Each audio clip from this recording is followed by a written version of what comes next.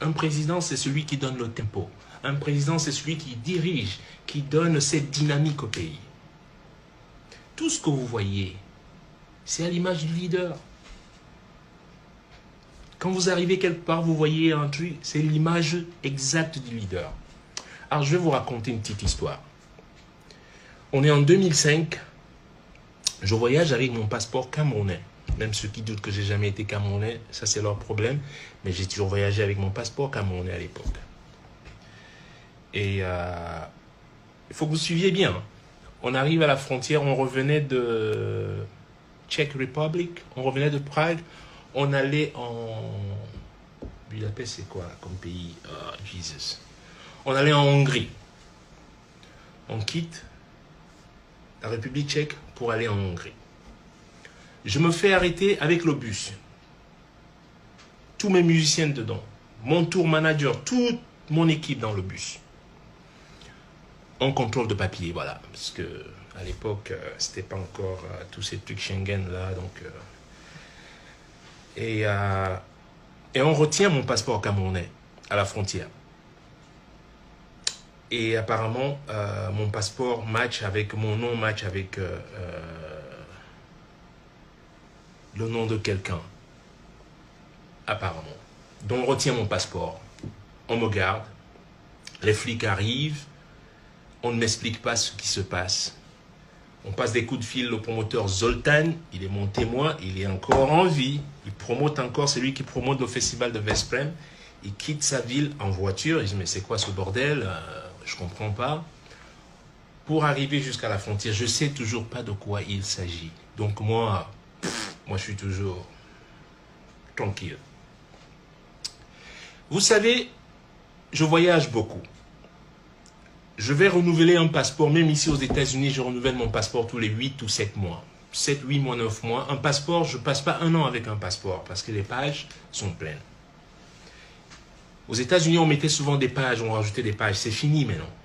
Avant, on rajoutait des pages, donc des fois, je gardais un passeport 2 ans, 2 ans et demi. Mais là, c'est terminé. Et donc, tous les 8, 9 mois, j'allais changer mon passeport. J'allais renouveler mon passeport à Washington, ici aux États-Unis. J'allais là-bas. Donc, les seuls qui avaient mon ancien passeport, c'est l'ambassade camerounaise. Il faut que vous me suiviez très bien. Donc, quand j'arrive avec mon ancien passeport, je laisse mon ancien passeport qui est plein, on me donne un nouveau passeport. C'est tout ce que je sais. Donc, du coup, je crois que ce passeport est annulé. Mais en fait, ce qu'ils ont fait, parce que dans mon ancien passeport, il y a encore des visas valables. En fait, je ne sais pas quel traficotage ils faisaient. Ils le revendaient ou quoi que ce soit à des gens qu'on appelle des fémans qui voyageaient avec. Vous vous souvenez que je m'étais plaint en 2005 que quelqu'un a utilisé mon passeport. Et voici ce qui s'est passé. Alors, de l'ambassade, je ne sais pas comment, je sais pas comment ils s'arrangeaient. Mon passeport, mon ancien passeport, je le laisse. Je voyage maintenant avec mon nouveau passeport. Je me fais arrêter à la frontière Czech Republic et au moment de sortir la République tchèque. Et là, on m'arrête. On nous arrête. J'appelle Peter Allen, mon avocat à New York, tout de suite pour lui dire voici ce qui se passe. Ça a l'air sérieux. Je croyais que c'était juste un contrôle de papier. Mais non. Je fais appeler mon ambassade qui est en Autriche, à Vienne. Je crois que c'était dont on trouve une représentation diplomatique camerounaise qui est à Vienne. On appelle, je les entends au téléphone, puisque mon road manager a le téléphone avec le haut-parleur on, pour leur expliquer que, ben, tenez, vous avez un compatriote qui est ici, M. Richard Bonnat, et on ne sait pas vraiment pourquoi, on a un concert ce soir à Budapest, et là, on est sur le...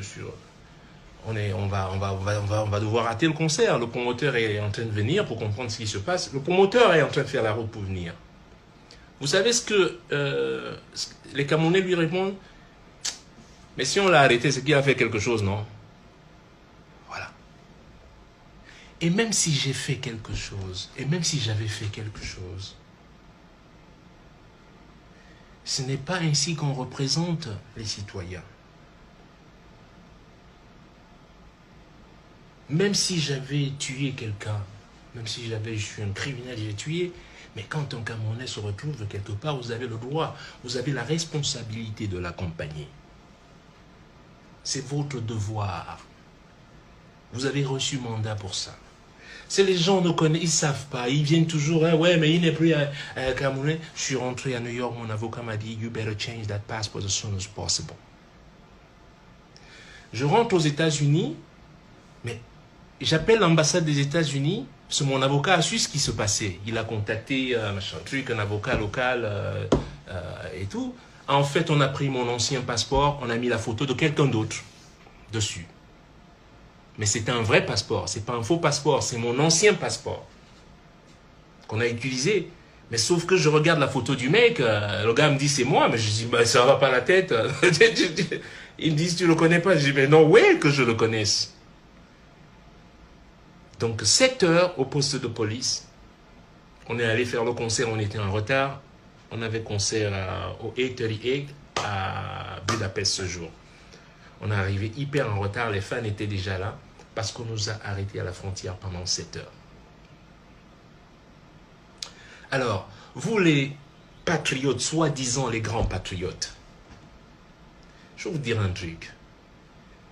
Quand vous ne savez pas, be quiet. Et si Paul Biya était brillant, parce que Paul Biya a toléré cette pratique, c'est pour cela que des choses comme ça arrivent.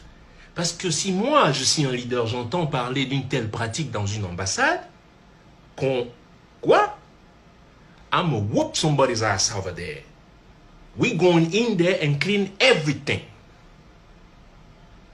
Monsieur l'ambassadeur était à l'époque Mendouga, il s'appelait, j'ai oublié son prénom, c'était un nom de Mendouga.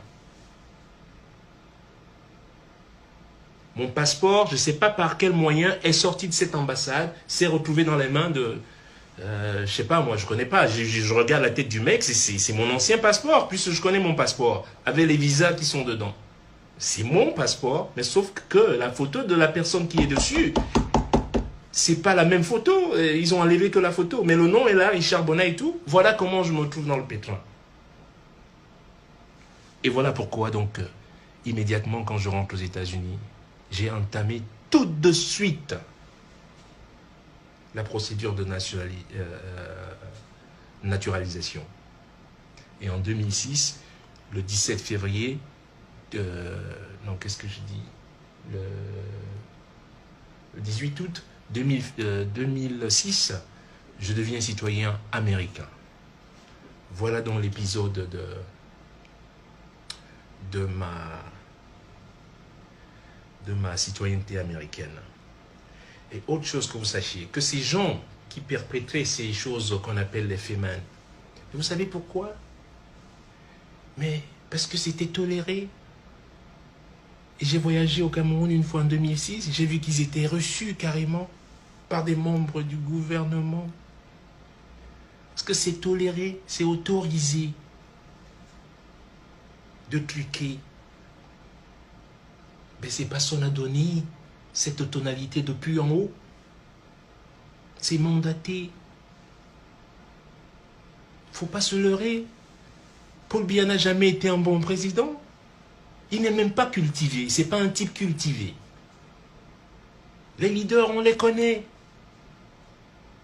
Je suis allé au Rwanda la première fois en 1992. J'accompagnais Eric Lelan, un trompettiste. Je suis arrivé à Kigali. J'ai eu du mal à être africain.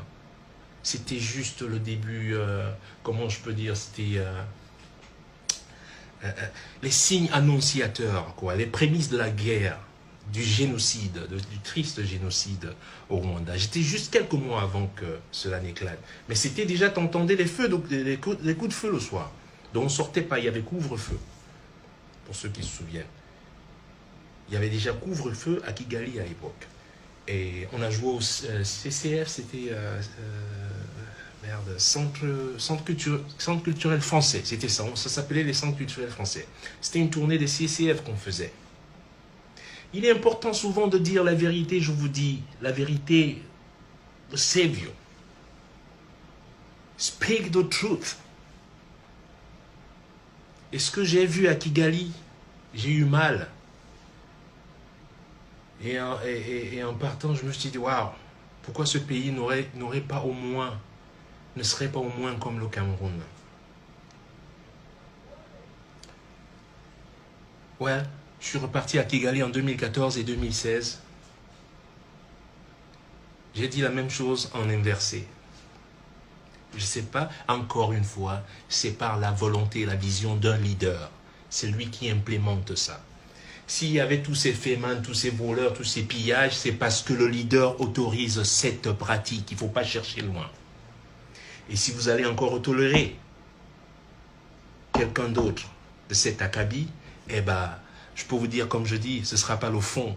Vous croyez que vous avez touché le fond? You're going even. Vous allez dans l'abîme pour peut-être jamais plus ressurgir. Voilà. Et donc, arrêtons souvent de tergiverser, dire ci et ça, ici et ça. Le Cameroun se portait beaucoup mieux que le Rwanda dans ces années. Beaucoup mieux que l'Éthiopie. Est-ce que vous vous souvenez d'une université qui était à Jesus, que quelqu'un m'aide ici? Vous voyez, de mon quartier, je sortais, il y avait Hôtel Lundé, était là. Il y avait une station juste en face. Et à droite de la station, il y avait une université. ESSEC ou ESSEC, j'oublie. Mais pour ceux qui ont été à Bonacqua, à Aqua, il y avait une université qui était juste, pas en face de l'hôtel Lundé, mais juste un tout petit peu vers la droite de l'hôtel Lundé. ESSEC, je crois. J'étais gamin, j'étais adolescent. J'y voyais des Sénégalais étudiant là-bas. J'y voyais des Marocains étudier là-bas. Égyptiens. Je voyais des Centrafricains venir étudier au Cameroun. Vous savez pourquoi? Parce qu'on avait les meilleures universités. Est-ce que ça se fait aujourd'hui entre nous? Si vous êtes franc, sincère avec vous-même, avec votre cœur, sortez de votre position partisane et tribale. Je dis simplement, est-ce que ça se fait encore? Vous voyez encore un étudiant marocain venir étudier? C'est l'inverse qui se fait. Je vous dis simplement. C'était quoi? ESSEC. C'était bien ça, ESSEC. Merci beaucoup, Christian. C'est ça, hein? ESSEC. C'était exactement ça. Truc de sciences sociales, je sais pas, économiques et peut-être commerciales. Hein? Un truc comme ça, voilà, du genre. Voilà. Merci beaucoup. C'était l'ESSEC. À l'ESSEC, j'ai vu des Centrafricains, j'ai vu des Sénégalais, j'ai vu tout le monde. Je le voyais, j'habitais juste pas loin. J'allais jouer au collège de la Salle à côté. Au foot, on joue au foot tous les jours. Et on allait cueillir les mangues, on allait voler les mangues, voilà. Gamin, on allait voler les mangues à CFAO. Hein? J'étais un maraudeur Mbaloba, numéro 1. Mais j'étais le maraudeur de Lion Indomptable à l'époque. Hein? Maraudeur chef. Parce qu'il y avait d'autres gamins, mais j'étais le gamin, le maraudeur chef. Même Mila peut témoigner. Si Mila est là, demande-lui qui était le maraudeur chef. Hein? Quand il arrivait, il venait, mais bon, hein? Ça, c'est. J'étais le maraudeur chef. Donc, le quartier, je connaissais. Les étudiants sénégalais, marocains, centrafricains. J'ai vu même un Égyptien une fois. Je savais pas, genre, Égypte. Ah bon, un mot à Égypte. Ah bon, hein? Moi, je croyais que c'était un blanc. Non, c'est un Égyptien. Tout le monde qui avait la peau. Donc, voilà. Mais aujourd'hui, c'est le contraire. On fuit notre pays pour aller étudier même au Tchad aujourd'hui. En Centrafrique. J'ai vu des gens qui étudient en Centrafrique. Come on now. Et vous dites que tout va bien? You're fucking nut, man. You're fucking crazy. Alors je vous le dis aujourd'hui. Biya est un plouc. Que vous le sachiez, Biya c'est un plouc. C'est un villageois. Il faut dire les choses telles qu'elles sont. Il n'est même pas cultivé. Il Vous n'avez même pas une culture générale de base, rien. Dites-moi, alors, quand tu prétends diriger un pays bilingue, dites-moi, si tu prétends diriger un pays bilingue, et tu parles pas anglais, tu parles pas une des langues, comment non? Faites un effort quand même. Est-ce qu'un président français va arriver et dire blablaté qui ne parle pas français? Est-ce que c'est normal? Copiez même sur vos colons, putain. Copiez même sur les colons. Copiez même sur vos juridictions traditionnelles.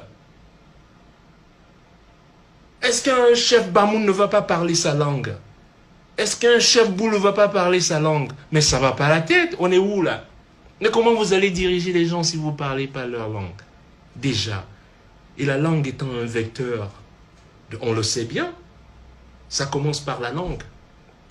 Et vous vous étonnez des problèmes qu'on a avec les anglophones. Quand tu es anglophone partout où tu vas et tu vois que ta langue est... Mais alors, c'est même pas un assassinat, ils t'écrivent l'anglais comme des vaches folles. Mais toi-même, tu te dis, mais c'est pas possible. Tu vois comment ils traduisent des fois, mais c'est juste hallucinant. Mais faites un effort.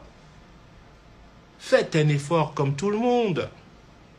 C'est ce qu'on fait tous les jours. C'est ce que je fais ici tous les jours. I'm trying to be good, better than yesterday. Aujourd'hui, je vais être meilleur qu'hier. Et demain, je vais être meilleur qu'aujourd'hui. Et vous croyez que vous allez me rattraper? Boo! You're lying to yourself. Try to catch me if you can. I go fast, baby. Donc, je voulais revenir sur cet épisode. Ceux qui sont toujours là, oh américain, parce qu'il n'est même pas d'ici, il n'est même pas d'ici. Ben, j'ai effectivement voyagé avec un passeport camerounais jusqu'en 2005. Je l'ai toujours avec moi, le dernier passeport. Il est toujours avec moi. Donc, la tribu et les autochtones qui veulent toujours, plus ou moins, nier le fait que je sois camerounais, that's your problem, man. Je parle mieux ma langue que vous. Je l'écris mieux que vous. So, what are you talking about? You know? Mon background, untouchable. J'ai été élevé dans le roots, dans le vrai roots. Pas en ville, là, les enfants des barrières, comme on dit souvent. Non. Aujourd'hui, les enfants des barrières veulent me donner la leçon à moi. Puis la boire pour me l'opo. Puis la boire me l'opo. D'où? Là, Konando. Si vous voulez que je vous parle maintenant en anglais beaucoup. Hein? Chez moi. Et puis, quoi d'autre? Ben, c'est ce que j'allais vous dire. Il se prépare quelque chose dont soyez vigilants. N'acceptez pas cette forfaitaire. Ne l'acceptez pas. S'il faut que vous sortiez, sortiez et dites non. Sortez et dites non. On ne va pas remplacer la gangrène par une autre gangrène. Non! Et si ça se fait, ce sera mon dernier mot. Moi, je ne dirai plus rien. Si vous l'acceptez, moi je dis, je mets au garde à vous et je vous salue et je vous dis adios. Until next time again. That's it. Remember, I say it, if you let it go, that's your problem. You will suffer for the next 40 years to come. Ok? So, c'est tout ce que j'avais à dire. Moi, je vais reprendre mon boulot. C'est le confinement, mais confinement doesn't matter, man. Get it. Ok? Je vous aime tous et merci à tous ceux qui ont regardé le live et merci à vous aussi d'avoir, c'est une manière aussi d'honorer le grand Manu Dibango qui est parti, dont beaucoup de gens me demandaient la signification ici. Je chantais juste, j'interpellais les ancêtres de faire une belle réception à Manu, ou que ce soit. Je ne connais pas l'au-delà, mais voilà, c'est ainsi qu'on invoquait aux anciens de lui accorder cette bienvenue. Et voilà. Et je sais qu'il est entre de bonnes mains maintenant, en train de faire certainement une jam session avec Ebo Alotin, ou Papa Danger, Gando Kone, ou Messi Martin, ou Tchana Pierre, ou voilà, voilà. Et la suite. Je vous adore, et voilà. Hein. Et voilà, voilà. Love you all, okay? Much love to all of you guys. Take care, wash your hand, and ok? Avec du savon, là, moi je le fais tout le temps aussi. Et dès que j'ai fini, là, je vais laver, ok? Love you. La musique, c'est peut-être la semaine prochaine, je sais pas, je décide pas, je laisse les choses, je laisse le temps décider, quoi, de quand est-ce que je vais jouer. Pour l'instant, confinez-vous bien. Mangez pas trop, faites des exercices, lavez-vous les mains, vous voyez? Et puis, je compte vous voir d'ici l'été prochain. Moi, toutes les dates sont annulées, là. Mai, annulé, juin, annulé. Et pour l'instant, on espère que juillet ne sera pas annulé, parce que j'ai pas mal de dates en juillet. Et ben, si juillet est annulé, bah, ce serait pratiquement l'année qui est... Faut plus qu'attendre le fall en novembre. Donc, en espérant que... Voilà, hein, que vous allez m'envoyer tous des chèques chacun de 3 millions de dollars, là, que je puisse manger un peu l'ondolé, là. Ok? Allez. Allez. Bisous, bye bye à tous.